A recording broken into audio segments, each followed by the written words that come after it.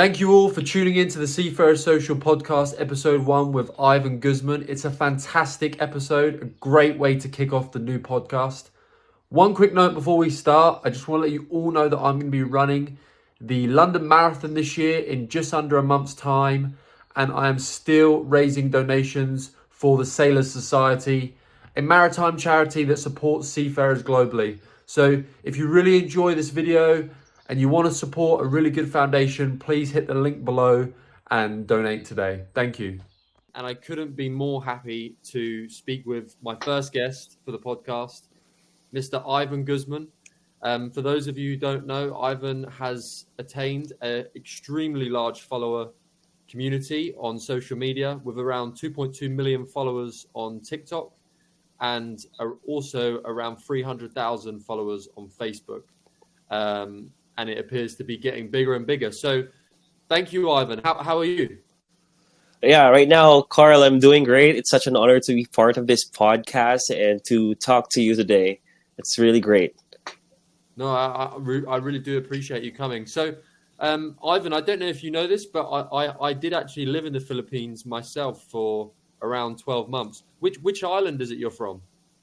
Well, I am from Iloilo. It's in the Visayas. So, yeah, we speak Hiligaynon there. But it's in the middle part of the Philippines, and it's a lovely place also. Yeah, fantastic island. And that makes sense as to why you also went to John B. Laxon Foundation Maritime University, one of the most prestigious universities within the maritime space in the Philippines. I believe that the motto is actually second to none. Am I right? Yeah, that's correct. Nice. So let's dive straight into your maritime education background. How was university life for you, and what made you interested in becoming a seafarer? Well, I have to be honest that the maritime field isn't really the first choice that I want, because I really want to become someone who appears on television as a newscaster or a broadcaster. But what really pushed me to become a seafarer is my love of traveling the world, experiencing different culture, meeting new people, and of course, experiencing how lovely the vast oceans of the world is. But I must say that the topmost reason why I chose to become a seafarer is because we are not really born with a silver spoon. And way back then, when I was younger, I thought of the maritime profession amongst all of profession that time as the profession that I think could propel me into something that I would be able to see myself in the future, which is where I am now.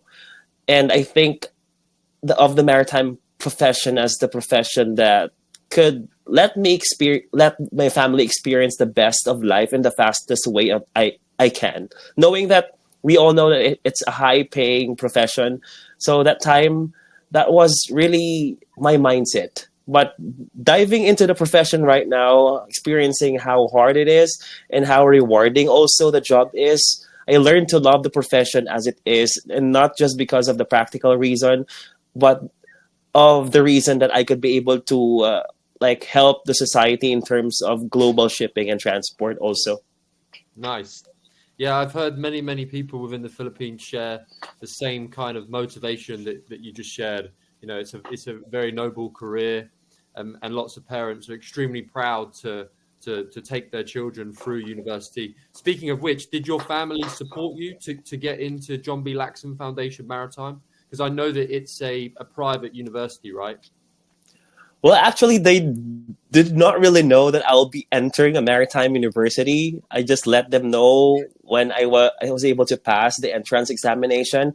But coming from a humble family, I really thought of myself as an independent one. So I really find means in order to support my education without really depending on them much. They did support me. They did support me when it comes to my early years, like way back in the middle school when I started my career as a seafarer in John B. Lacson.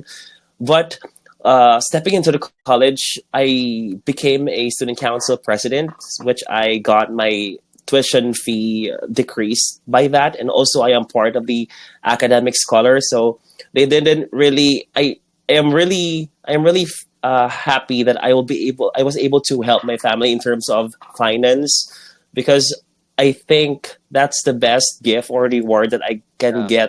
give to them, given that they raised me and like sent me to a better school. And I believe that I have attained what I have aspired for by doing that way back then.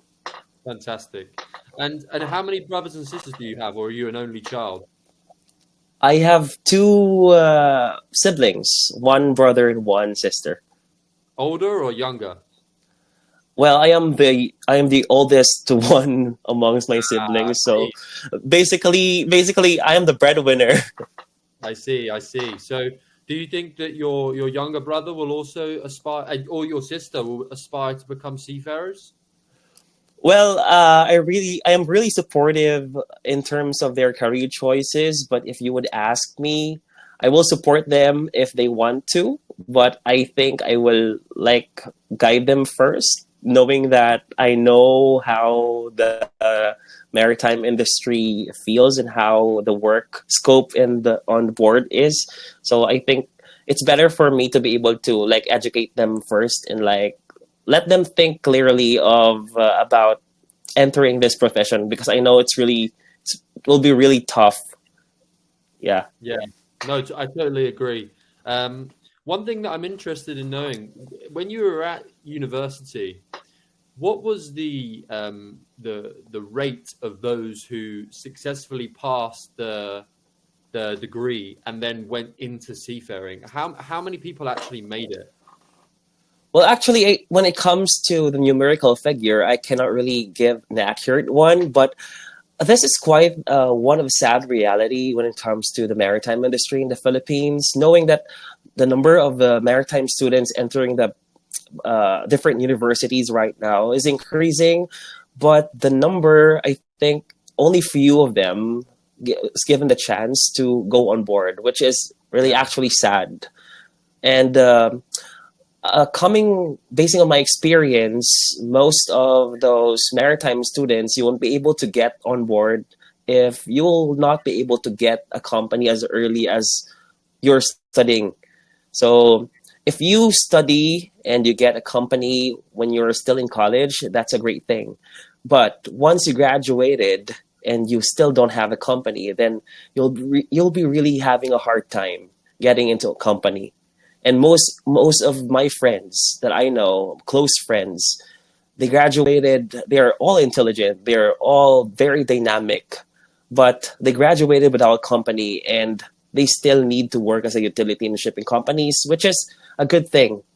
But it's really quite tough knowing that the number of seafarers being deployed are less compared to the number of actual students entering the maritime universities.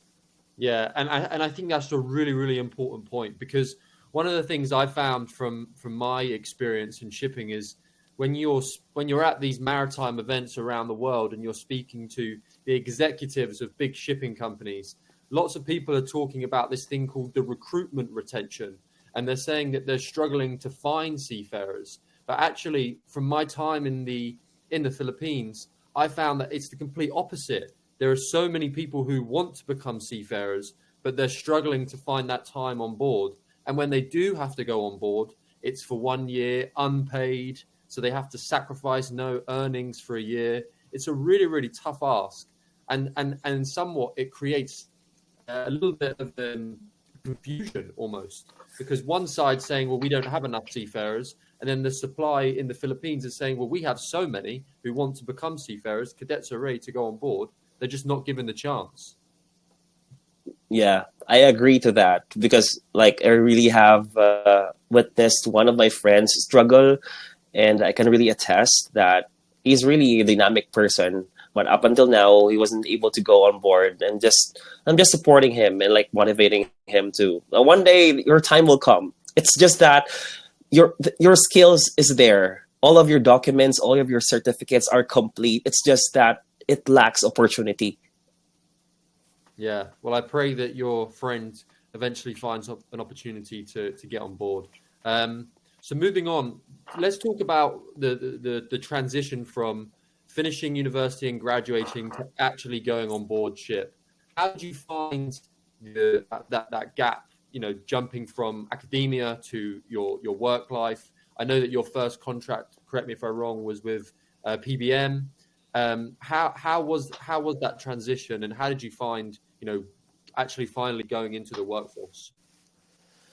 Well, to be honest, I do believe that theoretical knowledge that you will learn in school is very important when you go on board, since it's basically what you learn in school. You just need to apply it when you're working on board. So Yeah, basically, that's the thing that I believe in. But I do also believe that when you are in academia, not not everything is being taught, especially things that should be done in the actual working environment, especially when you go on board. So I think having enough knowledge will be able to help you in, and that's what happened to me. So as one of those students who really diligently studied enough when I was in the university, I really find it hard at first to apply what I have learned, knowing that, to be honest, the starting point, my starting point, I will not really expect that the job in the ship will be like this and like that, because it's kind too far to what I've learned in the university. But I'm still grasping as of the moment, and I think it's very important what you learn in school you will be able to apply it when you become an officer. But as someone who is starting in the maritime industry, I must say that not everything that you learn in school you will be able to apply it firsthand, especially that you will be starting as a deck cadet. So yeah, but one thing is for sure, as long as you have like presence of mind and you have like attained enough knowledge in the university and you just apply it in the ship, I think everything will work well. yeah. No, I totally agree. I think one of the things that I found really amazing when I went to some of the maritime schools in the Philippines was that, yes, there's a lot of theory work, which is obviously really important, but they also do a lot of sort of psychological training, because there's lots of mental task workouts, very similar to marching, very similar. It's almost like military workouts. And when we spoke to some of the teachers, they said, well, we don't just prepare them for work, we prepare them for life. We prepare them for the mentality that's necessary to be on board ship. I actually enrolled in the Ames University. I'm sure you're familiar with those guys in Manila, Yeah. and we were doing marching techniques for hours, just non-stop marching. And I was like, this is crazy. Is this necessary when you go on board? And they're like, it doesn't matter if it's necessary. We're trying to prepare them mentally. Yeah. Yeah. I do agree. Did you share similar experiences when you were at school? Were you doing lots of that sort of military training?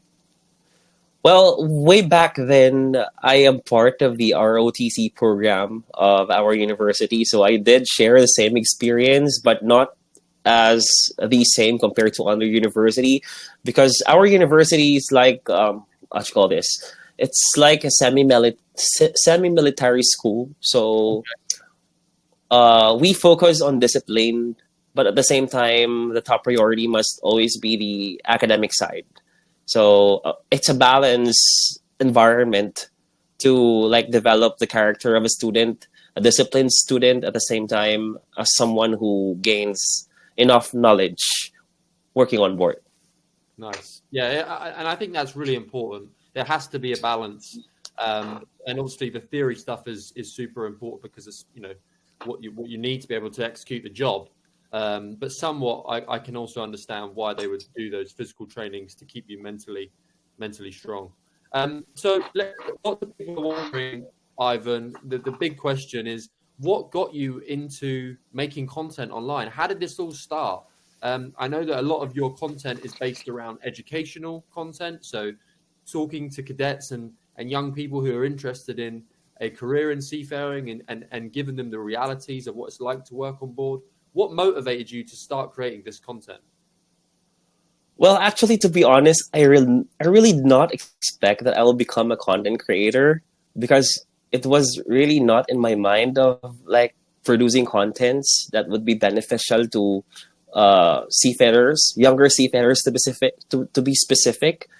But I think what propelled me into continuing what I am doing right now is way back then I really loved to become someone who is being watched by other people.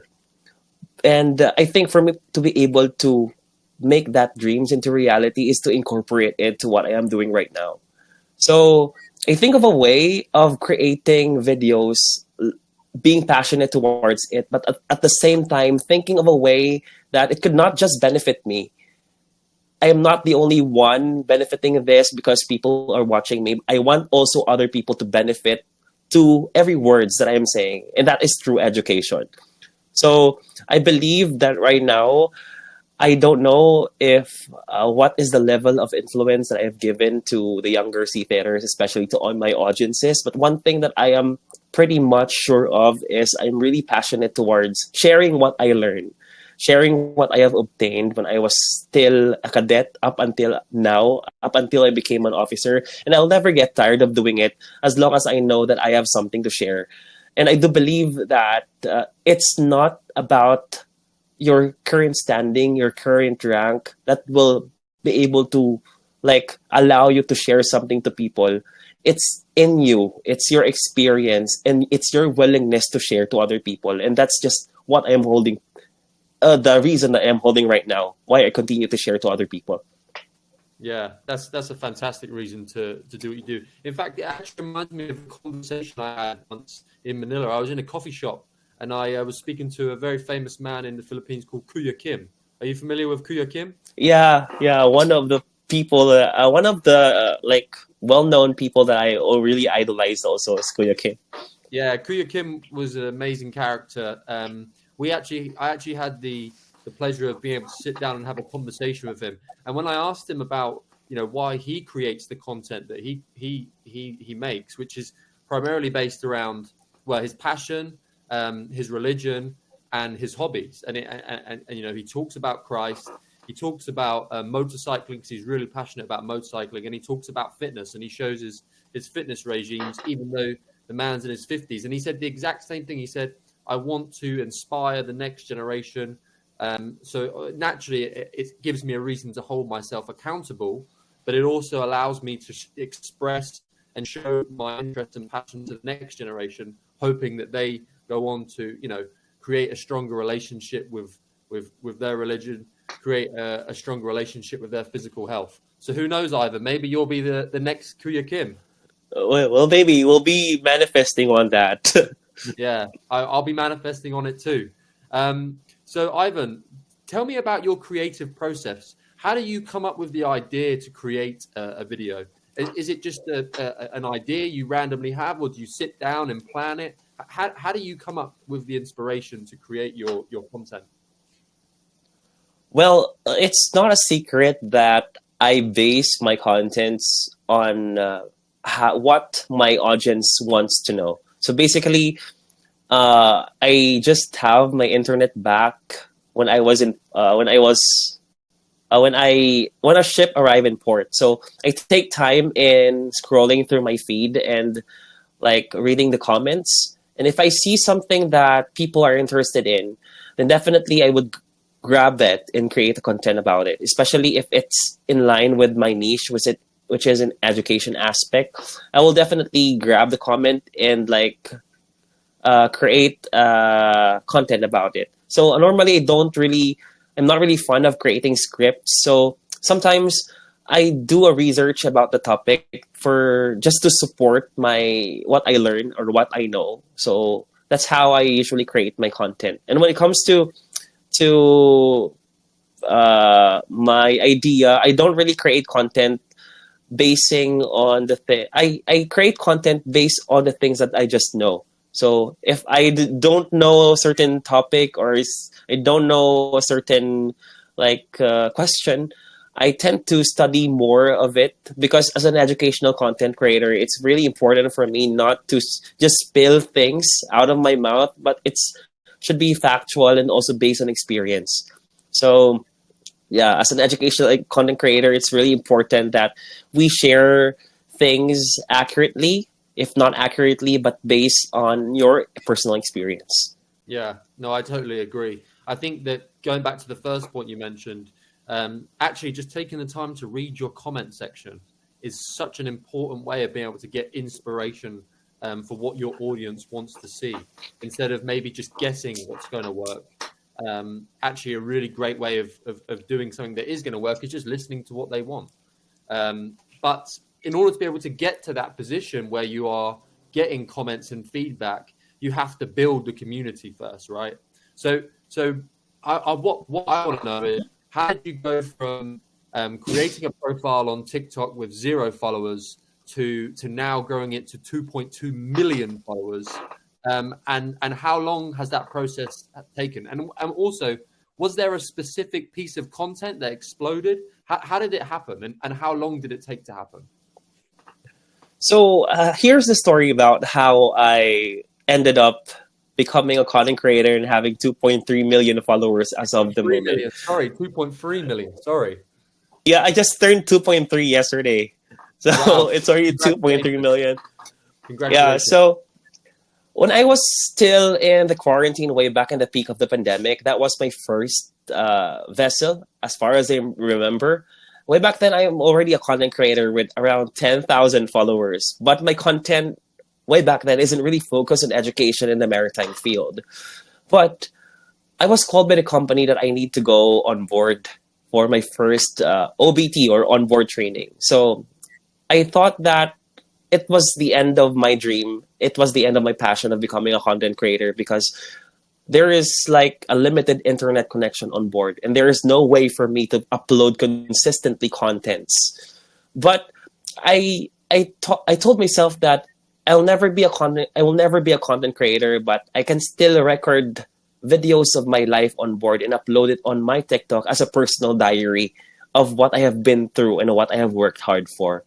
But little did I know, when I was in Brazil, I uploaded my very first vlog content where I showed my normal day and my normal routine as a deck cadet on board. And in a matter of like 19 hours or 22 hours, as far as I remember, it gained 1.2 million million views in just in the span of On that TikTok, right? time. Yeah. So there, I realized that maybe this is a calling for me to continue sharing my life, my experiences, and things that I learned. And that's how I transitioned into like daily vlogs of my life as a seafarer into creating contents about education. So it's really like an unimaginable thing. It's kind of surreal. As of this moment, I cannot really still process. I'm still on the verge of thinking how I was able to do it. I cannot really imagine also that I am also here talking to you and working with other brands, creating contents, like reading comments from people who supports me and having like picture with people who I just met on the streets or on Yeah. some coffee shop. So it's really a surreal moment, and I am thankful for that. And I think I am always carrying this hope that someday me creating videos would also influence other seafarers out there to share their stories, because I do believe that it is just not me who have something to share, but also other seafarers out there. Yeah. Well, I personally think, Ivan, from coming from a digital marketing background and working with influencers from lots of different areas, but now specializing in the seafaring space, I think what makes you very unique is that, as you said, you have that you have really good value in your content when it comes to education, right? Very similar to Chief McCoy with his long format videos on YouTube, but you also carry that charisma of the next generation. So young people are interested in watching you because you're a charismatic individual. It's fun. It's entertaining. It's in short format, which is also very, very difficult to do. You can get lots of value out of 90 seconds, which is really, really a strong talent. And then on top of that, you also have that education. So I think, from what I see, those layers, your charisma, your value, your education, your ability to conduct a message in such a short space of time is what's created, such fantastic content. Because one thing I will say, what I've learned is when it comes to TikTok, you can go viral on TikTok. Anyone can go viral on TikTok if they're lucky and it's a good piece of content. But Yeah, translating those views into followers, that's really difficult. That's the hard yeah, part. And you've been able to do that so well. yeah. I do agree on that. Well, going back to what you said, I'm just really thankful of those people who supported me, and just like Chief McCoy and other educational content creator out there. I know I must say that I'm still a youngster in the industry, and the scope of the knowledge that I have are quite like, still far. Let's say still far to those who are in the management level or captains and chief officers. But I am someone who is really hungry for learning more and sharing more, and I think that I will be able to get there as long as I put my heart to it. Yeah, I totally agree. So out of your 2.2 million followers, how much of those followers do you think are those who are either seafarers, cadets, or people who are interested in a career in seafaring? Well, so I look at the demographics and the analytics of my profile. Well, around 71% of my followers are male, and 29%, yeah, approximately, are female. So I think majority of them are cadets and seafarers, because I must say that majority of those people commenting on my account, looking at their comments, they have prior knowledge about the maritime industry and also about the seafaring.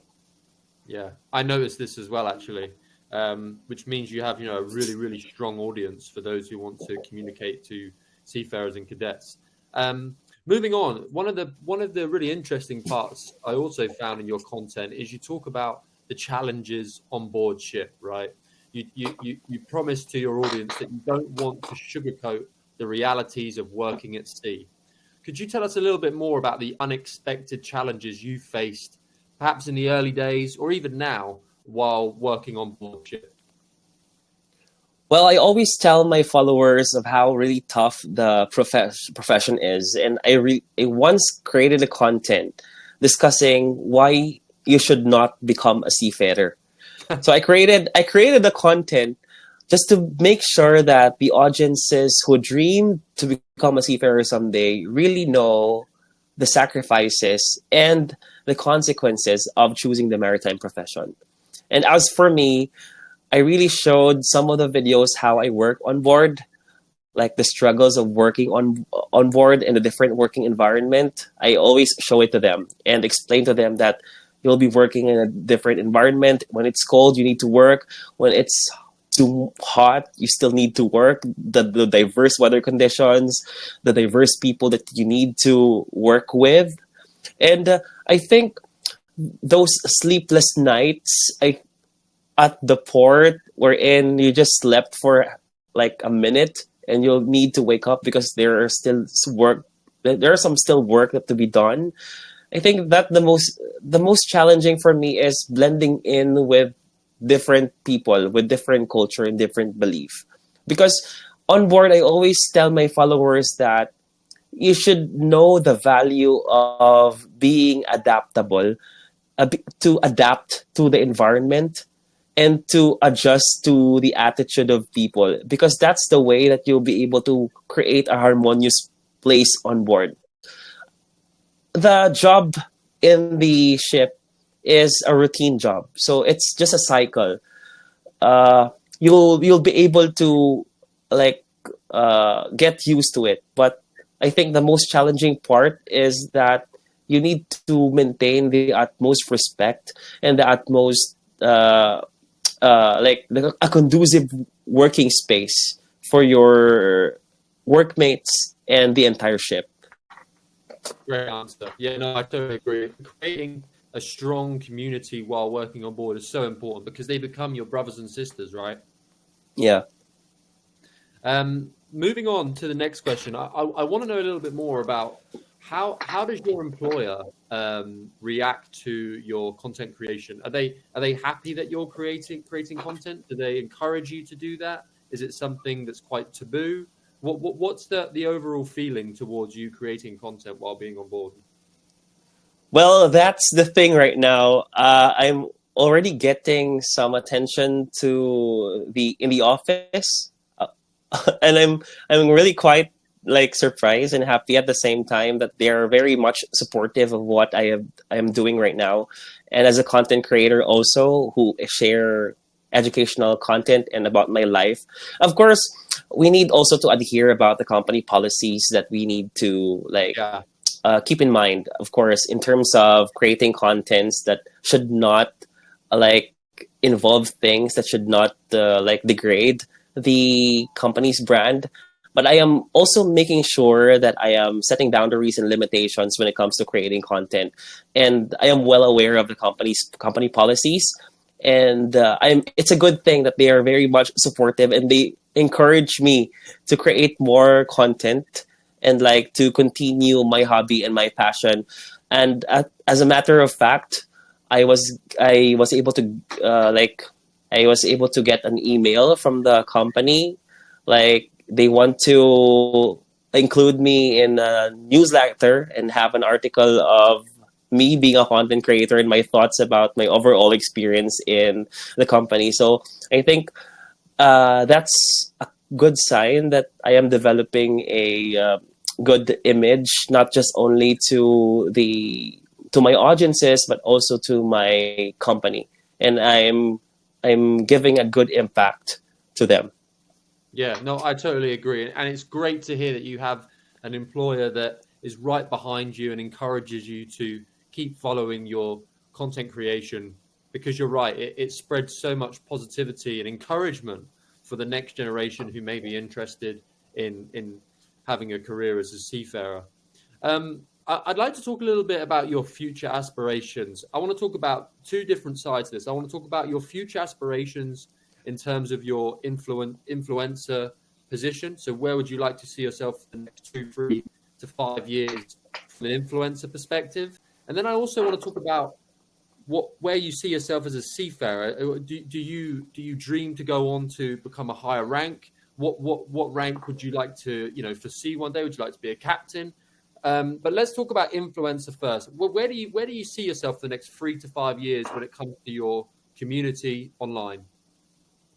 Well, as what I have said earlier, I'll never get tired, and I'll never stop creating content as long as I have something to share. So 3 to 5 years from now, I think I see myself growing even more and working with different people and different causes regarding maritime, in line with the maritime field. So it's also one of the things that I am also passionate about. Being a student leader way back then, I'm really an advocate of something that could benefit everyone, especially in the field of the maritime. So I believe that I could not just become an influencer, but I could use my platform to raise awareness and to like develop more like beneficial things to the seafaring world. And I think 3 to 5 years from now, I'll be able to achieve that using my platform. Fantastic.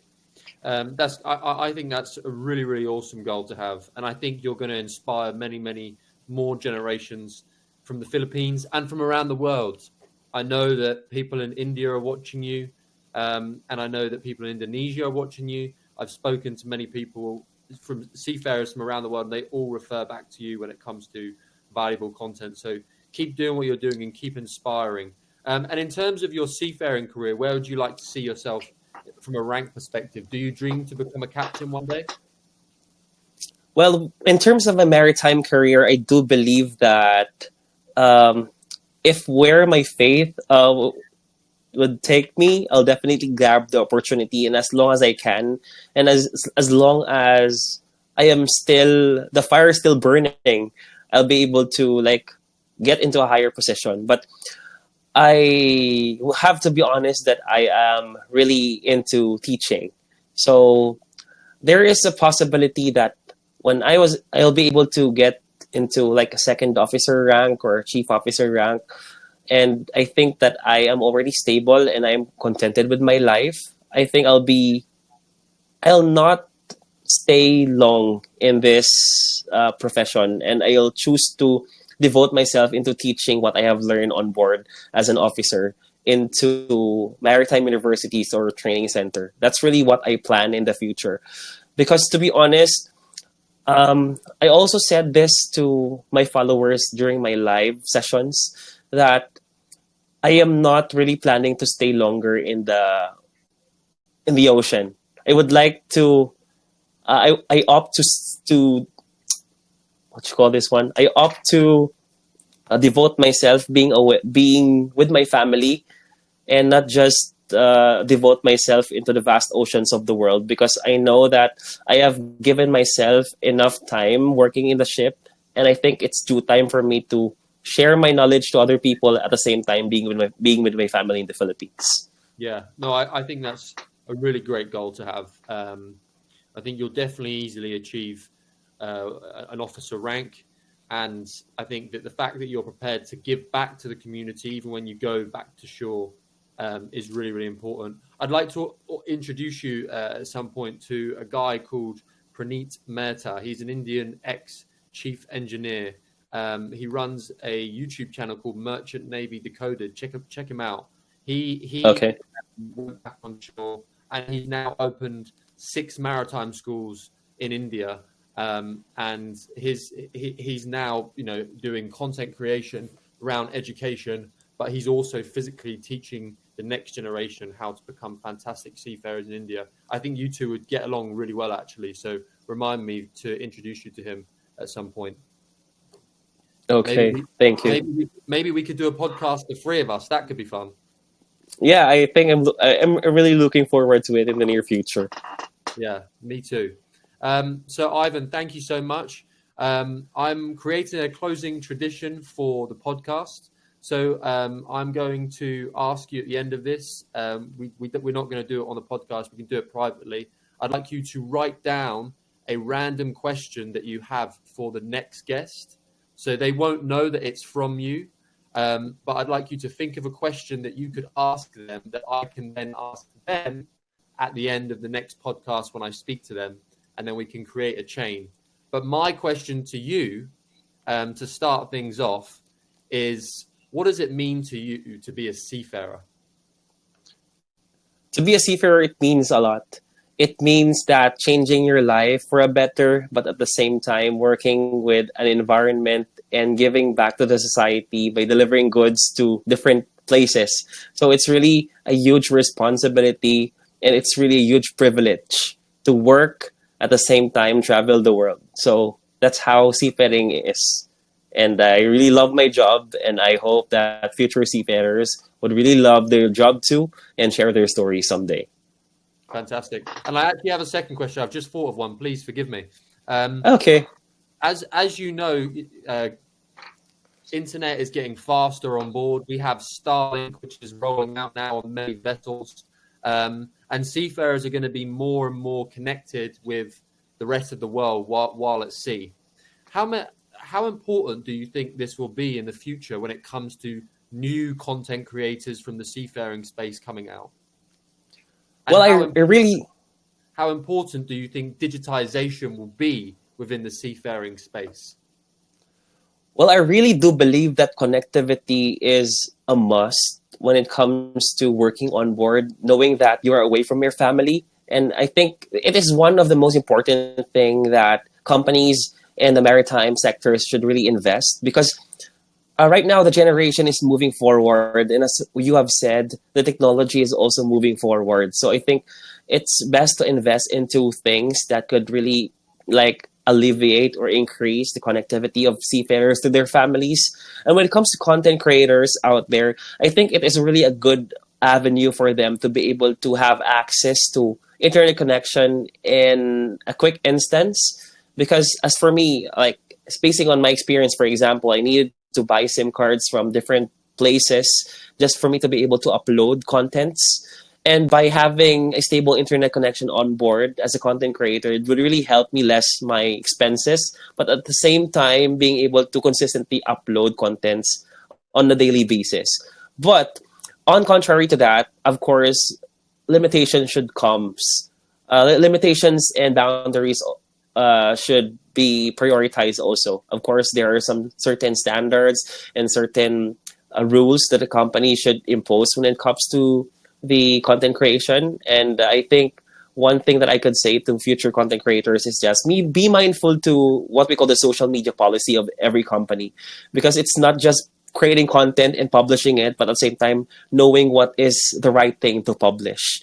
And for the last question regarding digitization, it's hard to pronounce though, but I think right now it's really a good avenue and a really an up to date avenue that the maritime sector and every companies should utilize and take advantage to, because I think it is the fastest way we can share information and at the same time develop audiences and at the same time influence other people to different causes, like what we have in terms of, for example, recruitment and other forms of inviting people into something. I think companies and the maritime sector should really invest to that and really look forward to more development when it comes to that matter.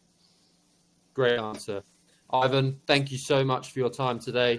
For me, this has been, absolute pleasure. Great guest. Couldn't ask for a better guest to start my podcast off with. If people want to find you online, what's your usernames for your platforms? Well, yeah, when on Facebook, they will be able to find me easily because I have the verified account. That's Ivan Guzman with 300,000 followers, and on TikTok, I am Ivan Guzman also with 2.3 million followers. So tune into my upcoming videos and hopefully you support me all the way. Thanks, Ivan. Thank you so much, Carl.